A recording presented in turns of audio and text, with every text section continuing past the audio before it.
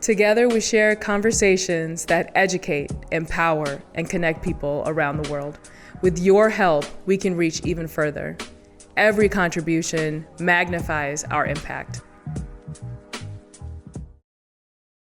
But ultimately, we have no idea how it's going to play out. We're going to take it, individuals will take it day by day. Like I have today, I have this moment. And there's only one thing I'm certain of. Like I feel, and this is the provocative part that's coming to me. I haven't never thought of it in these terms before. And so I know I should give it more thought before I articulate it. But this is the moment, so I'm just going to blurt it out, and I'm going to, if it's awful, I'm going to definitely ask you to cut it, which is, there's one thing I'm certain of, I feel even more than I am of God, which is my own mortality. I'm going to be done one way or the other. And in some ways, and that could be tonight. Yeah. It could be this afternoon. And that's all I have, really, ultimately, for me, like when I think of my own horizon. And I've got to play that out, right? And that, in part, my sense of my own mortality is what leads me to, that's one of the things that leads me to God as well. Because everything, and that brings me back to that verse. There's like one verse that's sticking to me in these times. Perishes. Everything perishes. Except for the face of God. Except for the face of God. Yeah. And I find deep solace in that. That because I believe in a God that's merciful. And I'm all right with that. As with ups and downs that will come. And what we have to do is just be true to ourselves, be dignified along the way, and to not harm others in the way of seeking consequences for outcomes that we have no control over and cannot predict. And this is, I think, the biggest tragedy of human beings is we justify so much harm because we say, well, we need war to make peace. Like we have these formulas to justify. I need to take this life because I'm saving those lives. I need to, to transgress here because the ends justify the means. And this is where we are in the world. And even deeply spiritual, religious, theological movements operate on this principle, which is why there are Islamic critiques of them, that this is not the way. I know that you are looking for something better, but don't let yourselves do the things that you otherwise abhor because you think that you will have some kind of better outcome at the end of that. Don't do it. This is a deeply theological, and I think when you're stuck in the world, when you think in material, this is when you go to consequentialism.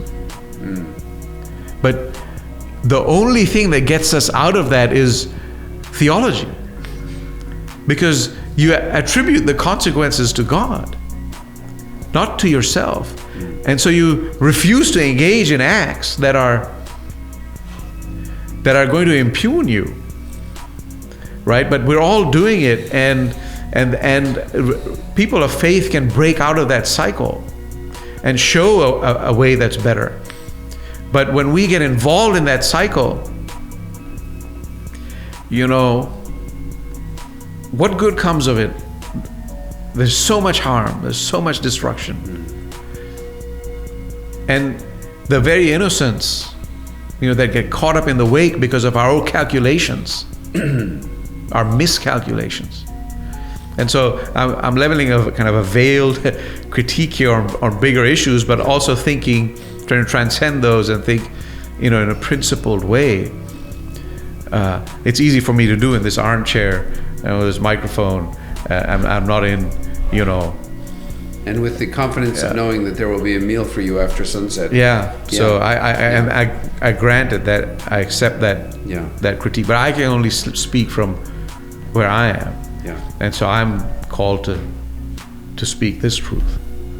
But I think the point you made earlier, the remembrance of our mortality, the remembrance of death, is critical for organizing our life in a way that reflects real priorities.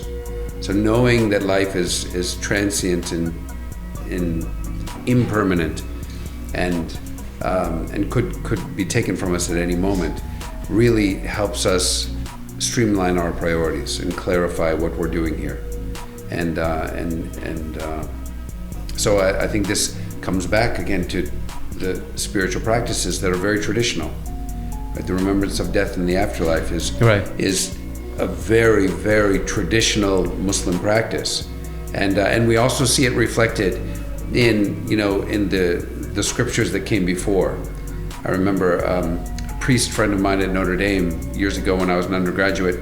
He had, I think it was from the Psalms or Proverbs, written on the book of Psalms or the book of Proverbs, written and framed on his wall, that was, keep death always before my eyes, that I may gain wisdom of heart. And so this idea of remembering our mortality really, I think, is critical for staying clear in an otherwise really unclear moment, right, where all kinds of transgressions are justified, and where what we traditionally have thought of as being wrong is now a virtue, has turned into a virtue, and where virtuous living is now seen as aberrant and somehow backwards, and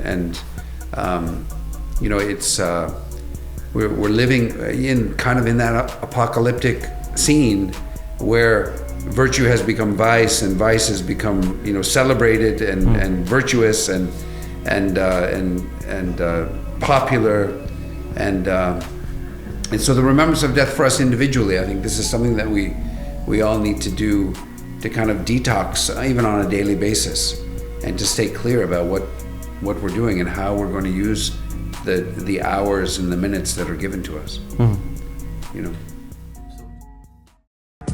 The American Islamic College, from its very founding with President, Dr. Ismail al-Faruqi, that it really represents this incredible opportunity for us not just to learn what's in the books, but for us to learn one another, to learn. Our tradition is a tradition of many narratives. Our tradition is a tradition of many interpretive streams. Our tradition is a tradition of unity in the midst of diversity. And this is something that, rather than being threatened by it, this is something we can celebrate.